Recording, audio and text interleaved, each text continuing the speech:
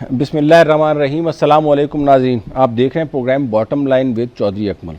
नाज़रीन, सियासी दर्जा हरारत पिछले 2 हफ्तों की तरह अभी भी जो है वो मुसलसल हाई है और उसमें जो फर्दर डेवलपमेंट जो नोट की गई है वो ये नोट की गई है कि अपोजिशन का और हुकूमत का जो स्टांस है वो बहुत क्लियर हो चुका है।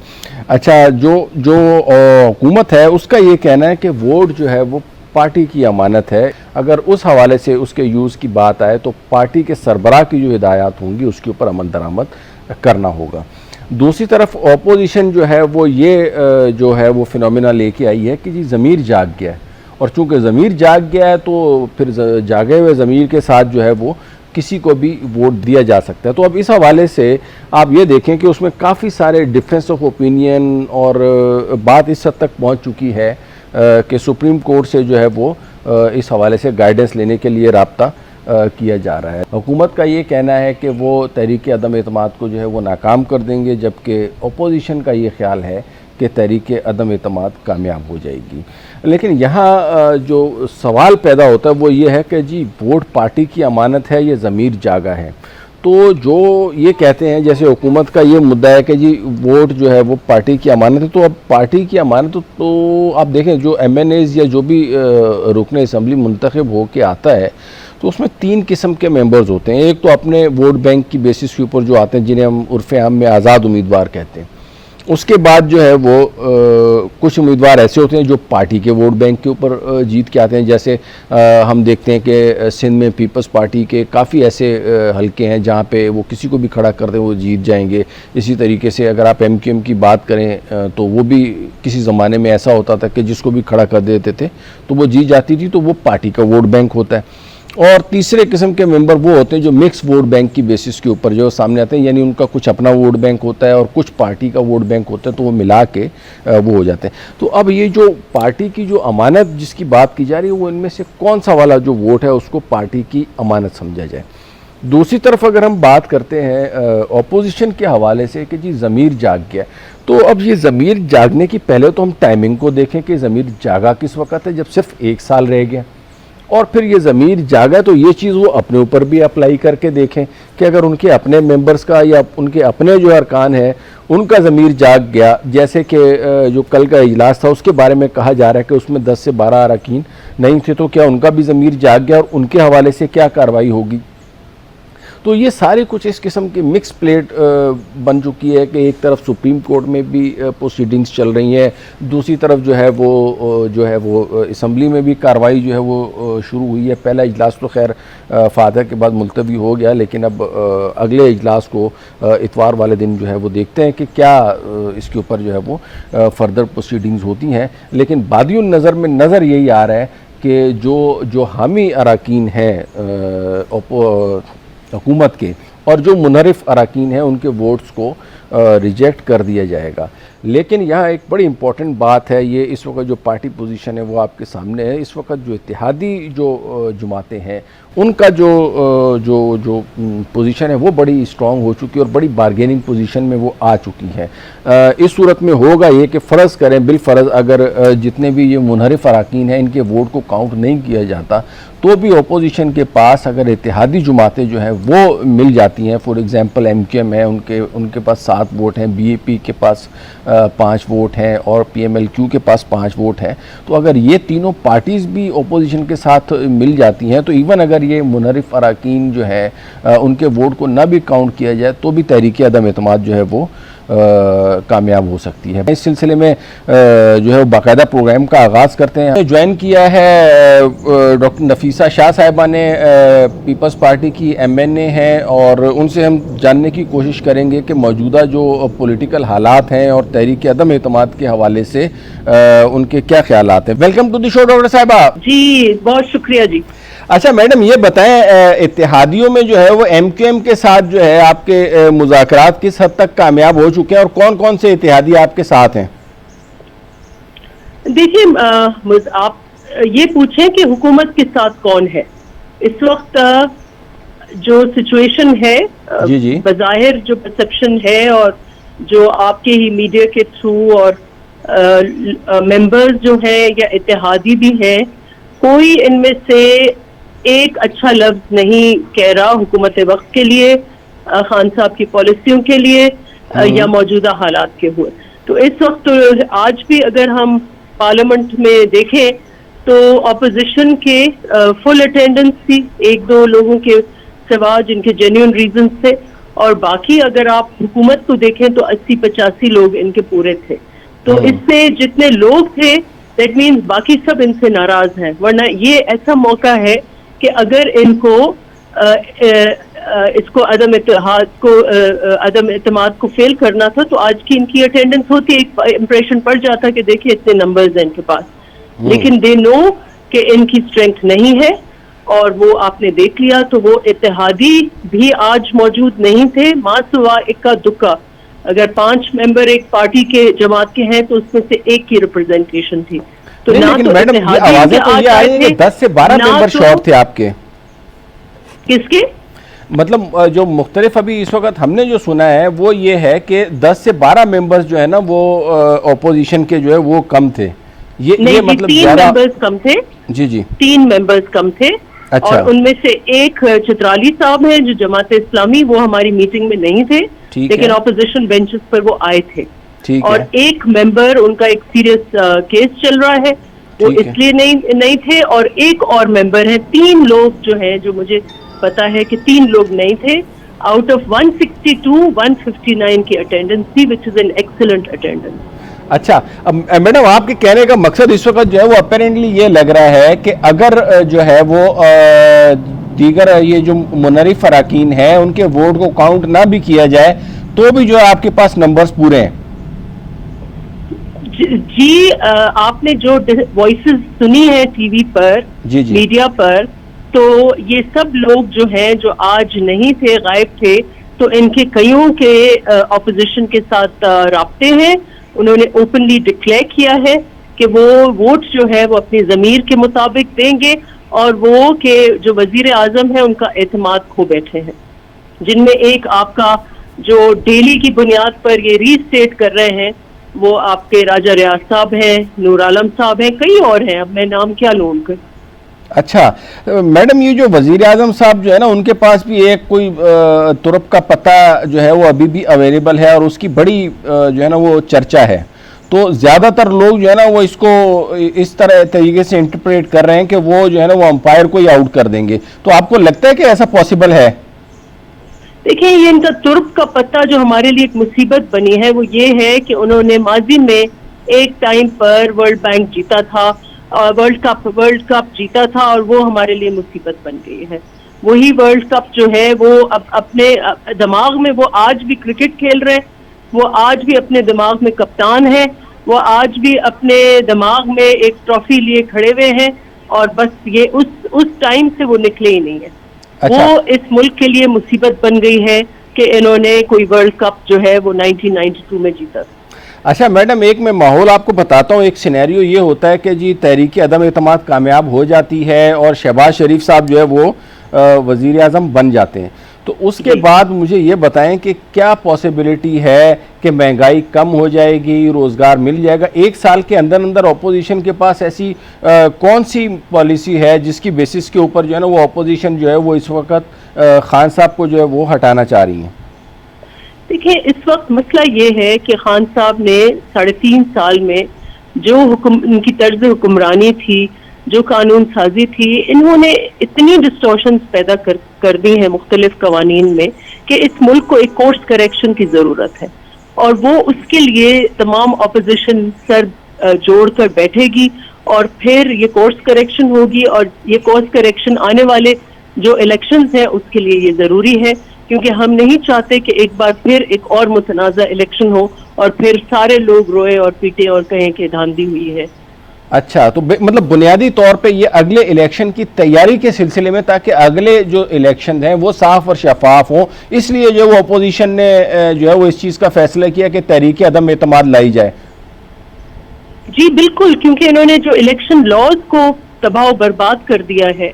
अच्छा। एक जिस तरीके से कानून साजी की, सदारती महल के जरिए, ऑर्डिनेंसेस के जरिए इन्होंने कानून साजी की, और बेशतर कानून साजी जो है वो फ्रीडम ऑफ एक्सप्रेशन हो, वो फ्रीडम ऑफ स्पीच हो, वो राइट ऑफ एसोसिएशन हो, वो राइट टू वोट हो, और ये इलेक्टोरल लॉज हो, सबको उन्होंने पामाल किया है। कौन सी अच्छी कानून साजी उन्होंने की है?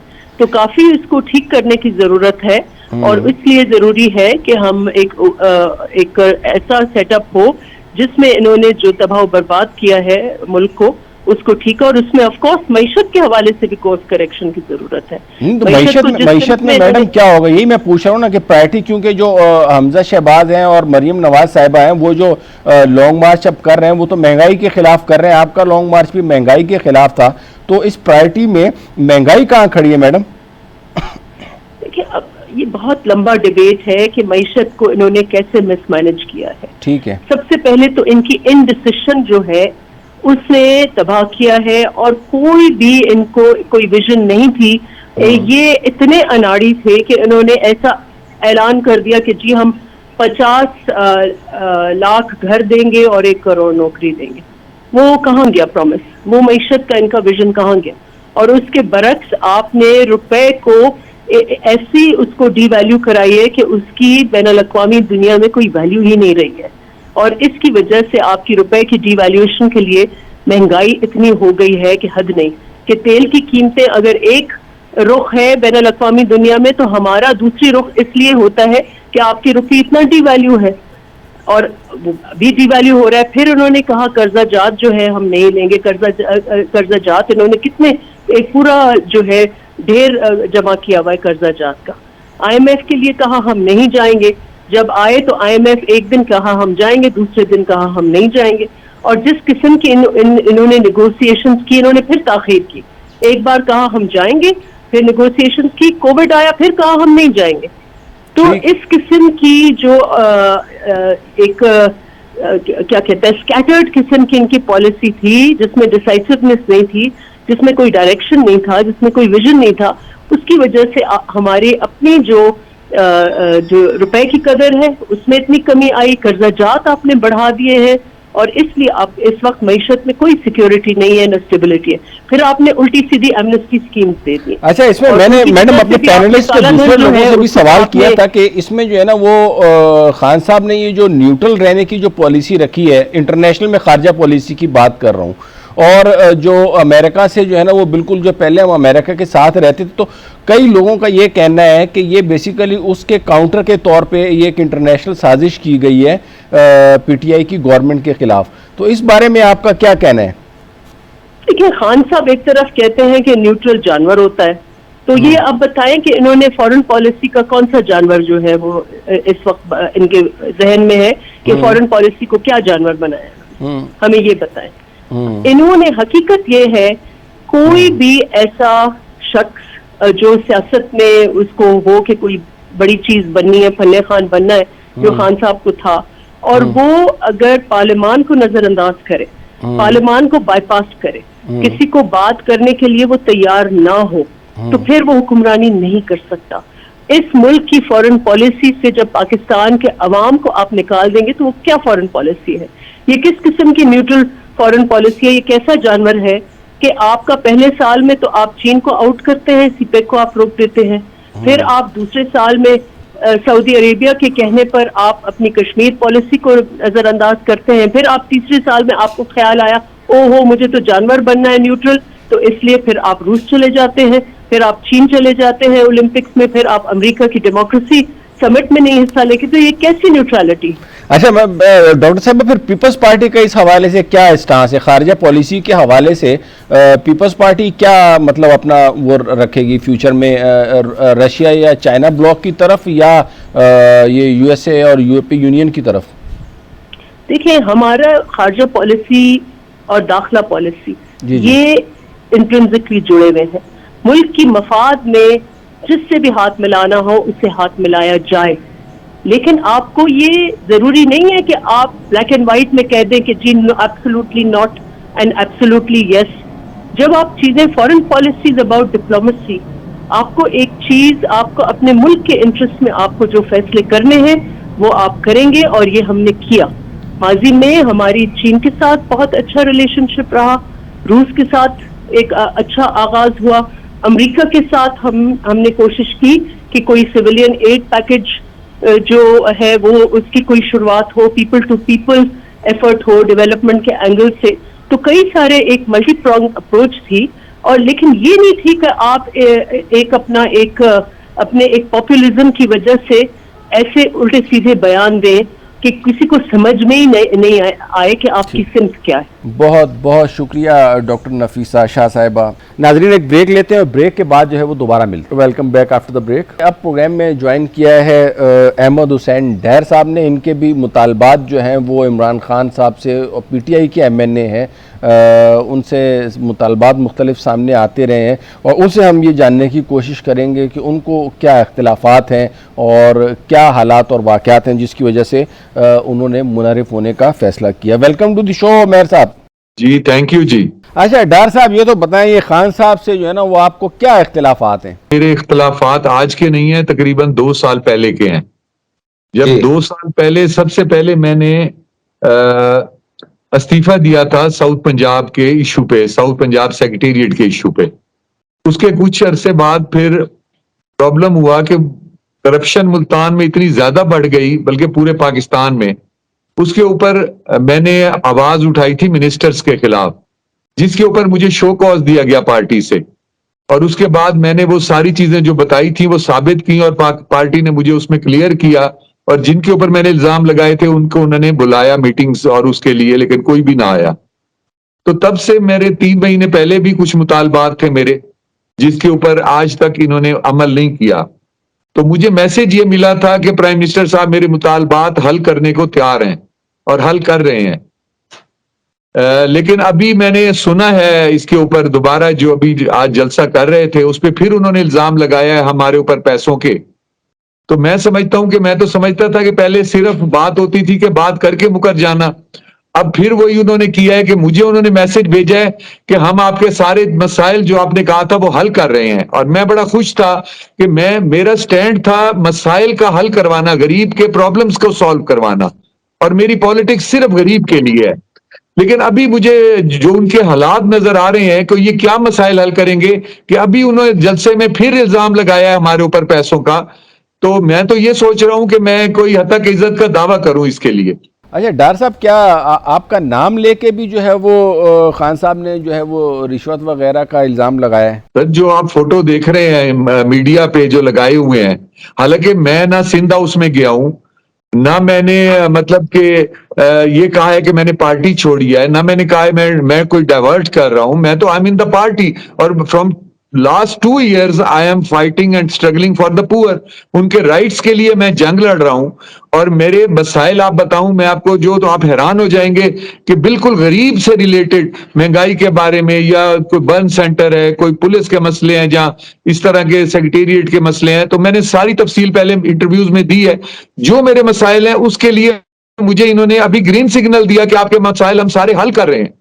और मैं इतना खुश हो गया, मैं असेंबली में भी गया कि मेरे मसले। नहीं सर, मेरे पूछने का मकसद ये है कि उन्होंने मतलब आपका नाम लिया या एक जनरली जो है वो ये बात की है? देखिए, नाम तो किसी का भी उन्होंने नहीं लिया, तो इसका मतलब है कोई भी उसमें इन्वॉल्व नहीं है। ठीक है, फिर आप इस तरफ आ जाए ना कि फिर कोई भी इन्वॉल्व नहीं है।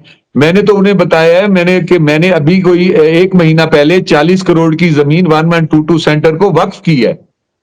ठीक है, ठीक तो है। हम तो देने वाले हैं, अल्लाह की मेहरबानी से, लेने वाले नहीं है। 40 करोड़ मैं खुद दिए बैठा हूं, फिर 4 अरब का इल्जाम तो लगाएं। ये पंजाब का भी जो है ना वो कह रहे हैं कि जुनूबी पंजाब को अलग सूबा बनाने के हवाले से भी जो है वो उन्होंने करारदाद भी पेश कर दी है, और चौधरी निसार साहब के हवाले से भी बातें सामने आ रही हैं। तो इसके ऊपर आपका क्या कहना है? सेक्रेटेरिएट को इख्तियारात ये दे नहीं सकते। ये जनूबी पंजाब का सूबा क्या बनाएंगे? इन्होंने अभी सेक्रेटेरिएट बनाया। सेक्रेटेरिएट पहले ये मुल्तान में नहीं बना रहे थे, जिसपे मैंने इस्तीफा दिया। फिर अब इन्होंने इख्तियारात टोटल तख्त लाहौर को दे दिए हैं। जो हमारे साउथ पंजाब और मुल्तान और भावलपुर में सेक्रेटरी हैं, वो समझ लें कि B क्लास सेक्रेटरीज हैं, बहुत ही काबिल इज्जत है। मैं उनकी इज्जत में कमी नहीं कर रहा, और बहुत अच्छे लोग हैं, लेकिन B क्लास पावर्स नहीं है। सारे पोस्टिंग्स, ट्रांसफर्स वो लाहौर से हो रही हैं। मैं ये जो है ना, इस वक्त को देख के शायद घबरा गए हैं यार मुझे इन पे कोई यकीन नहीं है जो ये कह रहे हैं कि जी हम सुबह देंगे। अच्छा, और ये सारे मसाइल जो आपने बताए हैं, इनको हल करने के लिए आप किस किस्म की गारंटी चाहते हैं? सिर्फ जो चीजें हैं, मेरे कोई बड़े मसाइल तो नहीं है, जो मसाइल हैं वो हल तलब हैं, गवर्नमेंट में बैठे हैं, ये 2 दिन में कर सकते हैं। मेरे जो प्रॉब्लम्स मैंने बताए हैं, एक एक मीडिया पे मैंने जाके बताए हैं, अपनी 5 शर्तें जो मैं रखी हैं, ये उसको करें और मैं बिल्कुल हाजिर हूं। अच्छा, तहरीक अदम एतमाद जो है वो कामयाब होने की सूरत में अपोजिशन को क्या फायदा होगा? मेरा देखें, पहली बात यह है कि एक चीज तो अंडरस्टूड है ना कि इस मुल्क में, मतलब इन्होंने एक वादा किया कि करप्शन नहीं होगी। इन्होंने कहा जी कि पुलिस रिफॉर्म्स होंगे, जुडिशियल रिफॉर्म्स होंगे और मतलब IMF हम नहीं जाएंगे। जो कुछ इन्होंने कहा वही इन्होंने नहीं किया। आज ये फिर बड़े बड़े जलसों में वही कह रहे हैं कि हम ये करेंगे, हम ये करेंगे। अब करेंगे में पता नहीं कितनी जिंदगी लगेगी। मतलब कम से कम महंगाई तक ये कंट्रोल नहीं कर सके, करप्शन नहीं कंट्रोल कर सके, अब ये पुलिस को सिस्टम नहीं बना सके। अब ये IMF को का मसला तो इसमें नहीं था, ये तो इन्होंने लोकली, मतलब पाकिस्तान लेवल पे इन्होंने ये चीजें हमें चेंज करके देनी थी। अब वो चीजें भी अगर ये चेंज नहीं करके दे सके, वो शायद आप सोच नहीं सकते कि इस वक्त वो मौत के दहाने पे पहुंचा हुआ है। और हमारे प्राइम मिनिस्टर कहते हैं मुझे आलू, घी, चीनी के, प्याज की कीमत से कोई परवाह नहीं, मैं इंटरनेशनली जो है ना आपको वो करूंगा। मैं कहता हूं फैटफ से तो आज तक निकाल नहीं सके, और उधर से IMF ने भी जवाब दे दिया अगली किस्त देने के लिए। महंगाई जो है वो एक आलमी मसला है और इस्लामी फोबिया जो है वो उसके ऊपर भी उन्होंने जो है वो अपना स्टांस दिया, और एक इस्लामोफोबिया के ऊपर जो है वो अक़वाम मुत्तहिदा में बाकायदा उसके ख़िलाफ़ एक दिन मनाया जा रहा है। तो ये क्या खान साहब की अचीवमेंट नहीं है? महंगाई के हवाले से तो आपको पता है कि वो आलमी सतह के ऊपर जो है वो महंगाई हो रही है, तो उसमें जो है वो PTI की गवर्नमेंट का या खान साहब का क्या इसमें कसूर है? कि मैं ये तजवीज़ दे रहा था कि महंगाई आलमी मसला जरूर है। 4 चीजें, घी, आटा, चीनी, दाल, इनको सब्सिडी दे दें, आप डेवलपमेंट के फंड्स कम कर दें, आप मोटरवेज कम कर दें, इन 4 चीजों पे सब्सिडी दे दें ताकि गरीब खाना तो खाए। ये तो नामुमकिन नहीं है ना। और उसके अलावा और भी बहुत सारे हल इसके निकल सकते हैं। लॉलेसनेस जो कर रहे हैं ये, आप इंटरनेशनली जो कह रहे हैं, जो इन्होंने एक किया है, ये उसके लिए मैं उसको अप्रिशिएट करते हैं हम। ये ऐसा काम है जो बहुत अच्छा हुआ है। अच्छे काम को अप्रिशिएट करना। सब आलू, घी वगैरह के रेट के बारे में I am not concern, then who is the person जो गरीब को बचाएगा? अच्छा, फ़र्ज़ करें स्पीकर साहब जो है वो आपका वोट रिजेक्ट कर देते हैं या आपका वोट काउंट नहीं करते तहरीक अदम एतमाद में, तो उस सूरत में आपका क्या ख्याल है, क्या होगा? क्या तहरीक अदम एतमाद कामयाब हो जाएगी या नहीं होगी? देखिए, बात वोट की नहीं है, वोट काउंट होने या ना होने की नहीं है। बात है गरीब को महंगाई से बचाना।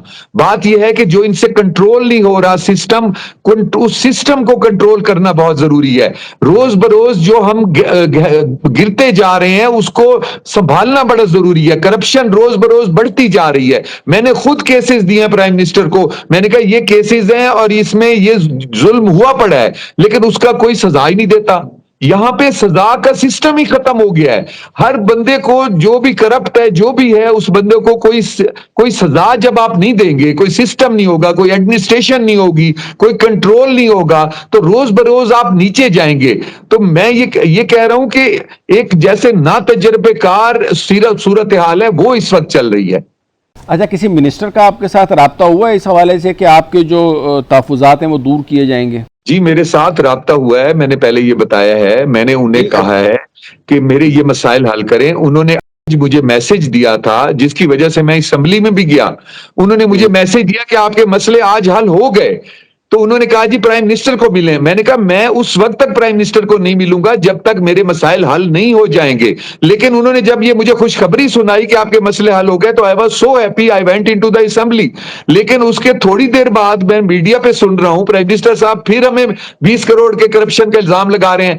इधर से आप हमें हमारे मसाइल हल करने लगे हैं, उधर से हम पे आप इल्जाम लगा रहे हैं। ये किस तरह की वैल्यूज है?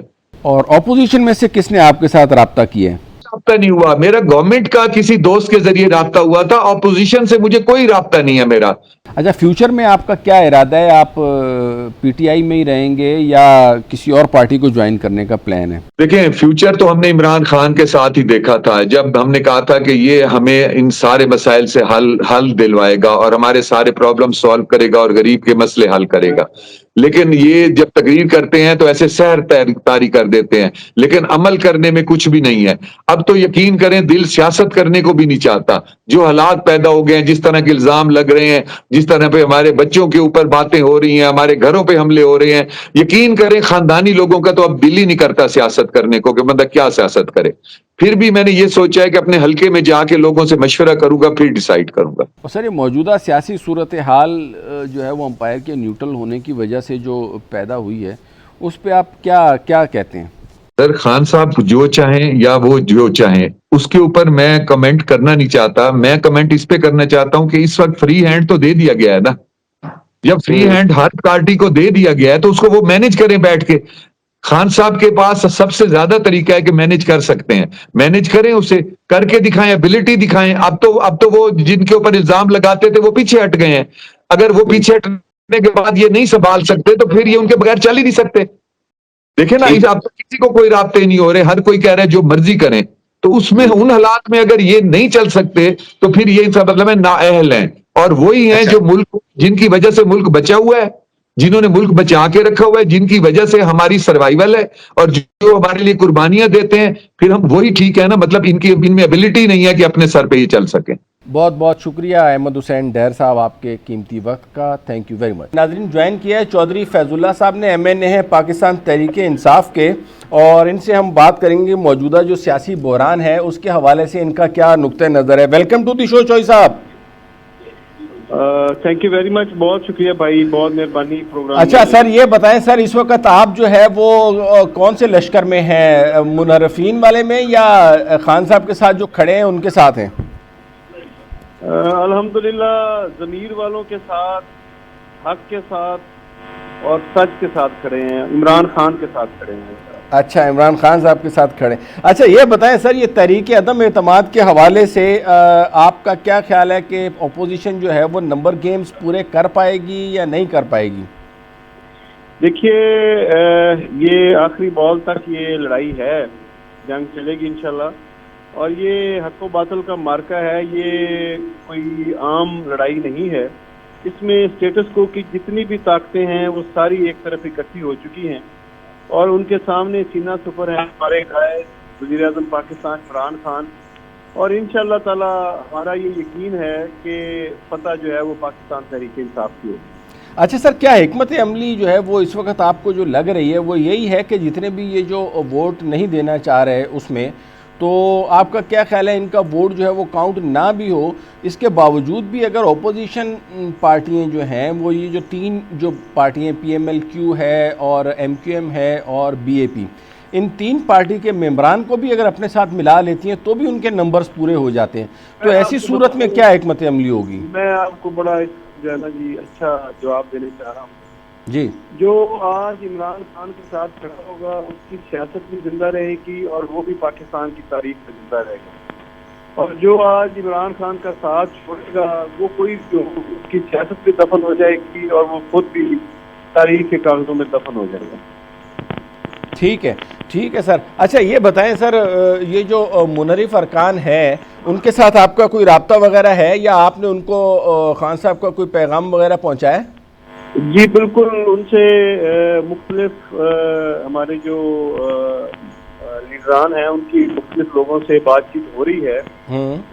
कुछ लोग जो है वो वापस आने के लिए तैयार भी हुए हैं, लेकिन अच्छा। अभी जो है वो उनके बारे में बात करना मुनासिब नहीं है। तो ठीक है, इस वक्त बात करना उनके बारे में मुनासिब नहीं है। अच्छा सर, ये आपने बात नहीं बताई कि मेरा आपसे ये कहना था कि अगर जितने PTI के अपने अरकान जितने भी इस वक्त नहीं है खान साहब के साथ, अगर फ़र्ज़ करें उनका वोट काउंट ना भी हो, लेकिन अगर ये तीन जिन पार्टीज़ के मैंने नाम लिए आपको PMLQ, MQM और BAP, ये भी अगर अपोजिशन के साथ मिल जाती हैं तो उनका फिगर जो है वो पूरा हो जाएगा। तो आपको लगता है कि ये अगर और मगर वाला मामला तो भी चल रहा है ना, गेम ऑन है, गेम ऑन है। अभी तक किसी ने कोई फैसला या तो सुना दिया तो फिर तो आप कहें। अच्छा। तो अभी हम भी तवक्को कर रहे हैं कि जो अपोजिशन की पार्टीज हैं वो तहरीक इंसाफ को नहीं छोड़ेंगी, तहरीक इंसाफ के साथ रहेंगी। तो जब तक उनकी तरफ से कोई अनाउंसमेंट नहीं होती उस वक्त तक तो हमारे साथी हैं। ठीक है। अच्छा, चौधरी निसार साहब के हवाले से भी काफ़ी डेवलपमेंट सुनने में आ रही है कि उन्हें भी वज़ीर आला बनाया जा रहा है, और एक और थ्योरी मार्केट में ये भी चल रही है, ये आपने जो है ना वो जनूबी पंजाब सूबे का भी जो है वो करारदाद पेश कर दिया। तो पहले तो ये बताइए, पीटीआई जनूबी पंजाब सूबा बनाने जा रही है? देखिए, इसके ऊपर काफी काम ऑलरेडी हो चुका हुआ है। 2 सेक्रेटेरिएट बन चुके हैं, भावलपुर में भी और मुल्तान में भी। तो वहाँ पे इस वक्त और जो इस दफा बजट में फंड्स रखे गए जनूबी पंजाब के लिए, तो उसके ऊपर ये कदम लगाई गई कि वो फंड्स जो है वो वापस पंजाब को नहीं आएंगे, वो जनूबी पंजाब में ही इस्तेमाल होंगे, इसके अलावा वो कहीं और इस्तेमाल नहीं हो सकते। तो जो अमली इक़दाम हैं वो काफ़ी हद तक हो चुके हैं। एडमिनिस्ट्रेशन के हवाले से एक डिवीजन जो है वो पहले से हम कर चुके हुए हैं। तो अब ये जो एक आईनी जो है इसमें हर्डल है उसको दूर करने की ज़रूरत है। तो सारी पार्टियां करती रही हैं, ये एक मुश्तरका काज है। अगर जो सूबा बनाना है तो सारे उसके लिए वोट करें। हम तो बिल्कुल करार दे हैं असेंबली में। ठीक हो गया, ठीक हो गया। सर, क्या ये नहीं पॉसिबल कि चौधरी निसार साहब जो है वो भी वज़ीर आला पंजाब बन जाएं, और ये भी पॉसिबल है कि वो एक जो जनूबी पंजाब है उसके वज़ीर आला उस्मान बुज़दार साहब रहें, और चौधरी निसार साहब जो हैं ये बालाई पंजाब के जो है वो वज़ीर आला बन जाएं? ऐसा हो नहीं सकता। अच्छा, क्योंकि अभी असेंबली एक है, ये आईनी तरमीम होगी और उसके बाद ये आईनी तरमीम के बगैर मुमकिन नहीं है। तो ऐसा नहीं हो सकता। और चौधरी निसार साहब की वज़ारत आला के बारे में भी मैं कुछ नहीं कह सकता। हमारी जो आला क़यादत है वो इस बारे में अगर कोई बात करे कि तो कर सकते हैं, लेकिन मैं इस पर कुछ नहीं कर सकता। अच्छा, ये बताएं सर, आखिरी सवाल है आपसे, ये तहरीके अदम एतमाद अगर कामयाब हो जाती है तो उस सूरत में पीटीआई की क्या हिकमत अमली होगी? देखिए, अव्वल तो ये कामयाब नहीं होगी, हमारा पुख्ता यकीन है। और अगर ये कामयाब हो भी जाती है तो इमरान खान साहब के लिए ये विन विन सिचुएशन है। पाकिस्तान के अवाम देख रहे हैं, पाकिस्तान के अवाम समझ चुके हैं, ये सारे चोर डाकू लुटेरे एक जगह पे इकट्ठे हैं। और ये पहले एक दूसरे को कहते थे, कोई एक को कहता था आपका पेट फाड़ के करप्शन का पैसा निकालूंगा, दूसरा कहता था आपको सड़कों पे घसीटूंगा, एक कहता था गली गली में शोर है, फलाना चोर है। तो ये एक दूसरे के बारे में इतना कुछ कह चुके हैं, इतना मवाद लोगों ने सुना है, देखा है एक दूसरे के खिलाफ जो मैंने कहा। तो अब ये खुदा न खास्ता ये इनको हुकूमत मिलती भी है तो ये किस्तों में ताल बांटेंगे। तो आप देखिएगा कि अगले 4-6 महीनों में इनका हशर क्या होगा, और इमरान खान इंशाल्लाह ताला 2-3। और सर, इसमें अंपायर का क्या किरदार है? अब अंपायर के किरदार के बारे में तो मुझे नहीं कोई आइडिया। आप किसके बारे में कह रहे हैं? अंपायर किसको आपने बनाया? खास तौर पे सर मैं लेग अंपायर की बात कर रहा हूँ। एक तो मेन अंपायर है ना, एक लेग अंपायर भी तो हैं जिनको जो है ना खान साहब चाह रहे हैं कि मेन अंपायर बन जाए, तो उनके हवाले से बात कर रहा हूँ।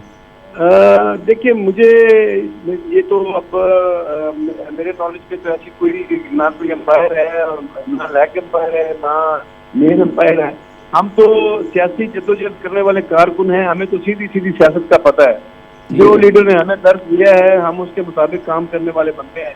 हम तो अपनी पार्टी की लाइन टो कर रहे हैं। बाकी इस्लामाबाद के जो है वो ड्राइंग रूम में क्या हो रहा है उसका हमें नहीं। अच्छा, 27 फरवरी वाले जलसे में कितने लोग होंगे सर? ये मैं आपको एक बात अश्योर करता हूँ, मुझे नहीं पता कितने लोग होंगे। लोग तो लाखों में ही होंगे, और इससे बड़ा इज्तिमा पाकिस्तान की तारीख में नहीं हुआ होगा। चलें सर, बहुत बहुत शुक्रिया सर आपका, चौधरी साहब आपके टाइम देने का, थैंक यू वेरी मच। नाजरीन, एक ब्रेक लेते हैं और ब्रेक के बाद जो है वो दोबारा मिलते हैं। प्रोग्राम में हमें ज्वाइन किया है सीनियर तज्जियाकार हैं जावेद सिद्दीक साहब, इन्हें हम प्रोग्राम में वेलकम करते हैं। Sir, welcome to the show. मेहरबानी, शुक्रिया।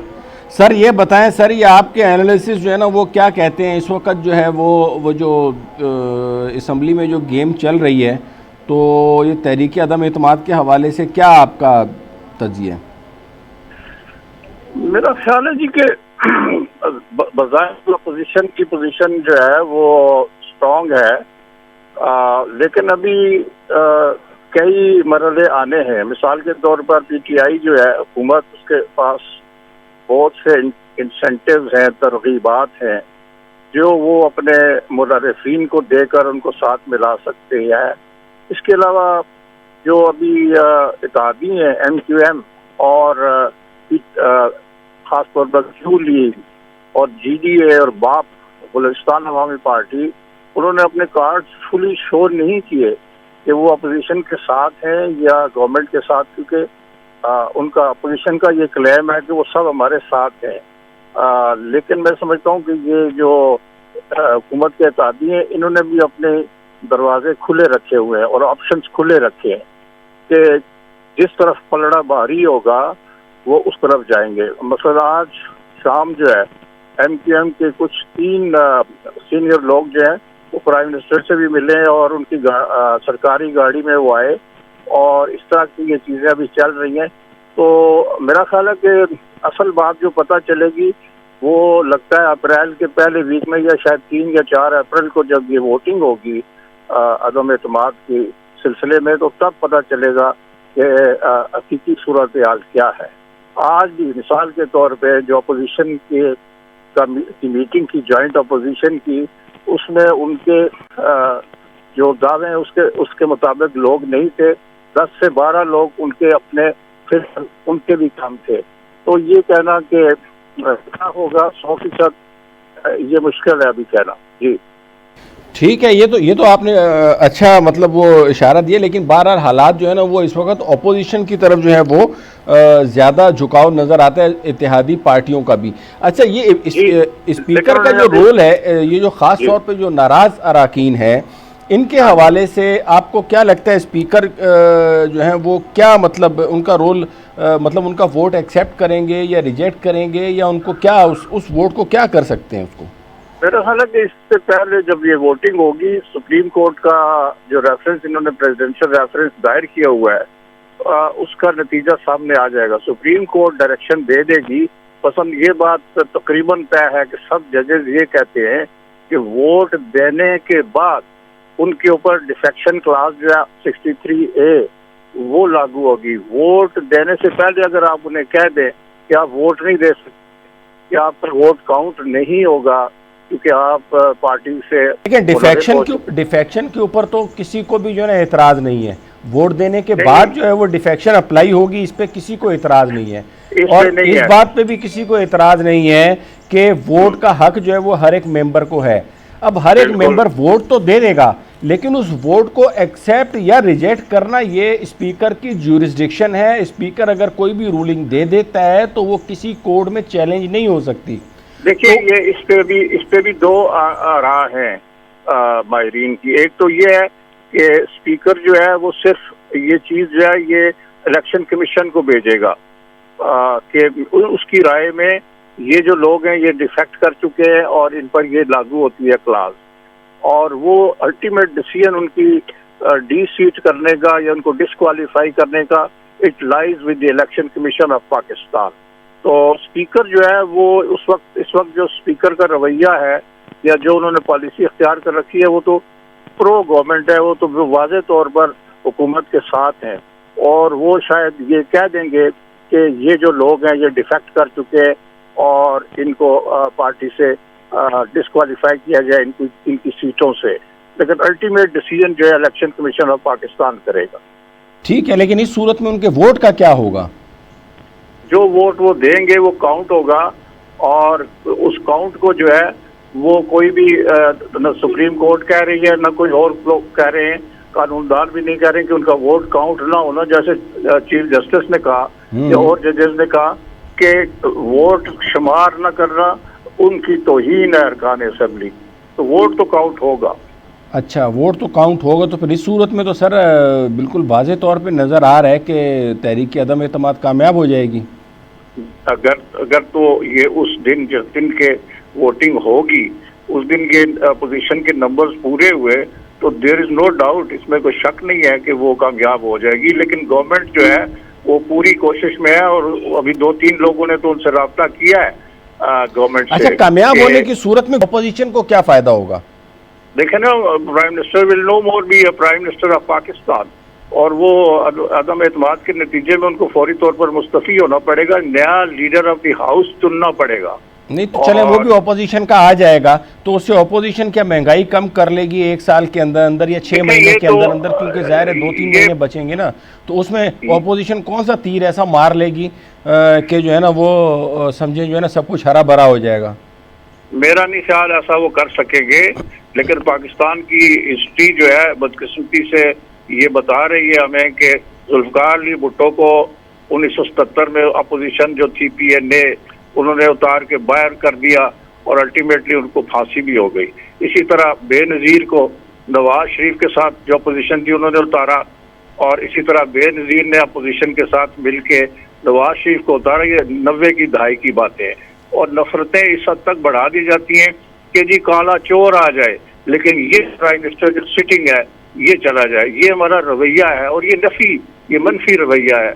अनफॉर्चुनेटली ये पाकिस्तानी पॉलिटिक्स की एक मनफी रवायत रही है। सर बहुत बहुत शुक्रिया सिद्दीक साहब आपका अपने प्रोग्राम में वक्त देने के लिए। Thank you very much sir. नाजरीन ये था हमारा आज का प्रोग्राम। इसके बाद जो है वो हमारी मुलाकात इंशाल्लाह, रमज़ान का हमारा ब्रेक है और रमज़ान के बाद जो है वो इंशाल्लाह हमारी आपसे दोबारा मुलाकात होगी। तब तक के लिए अल्लाह।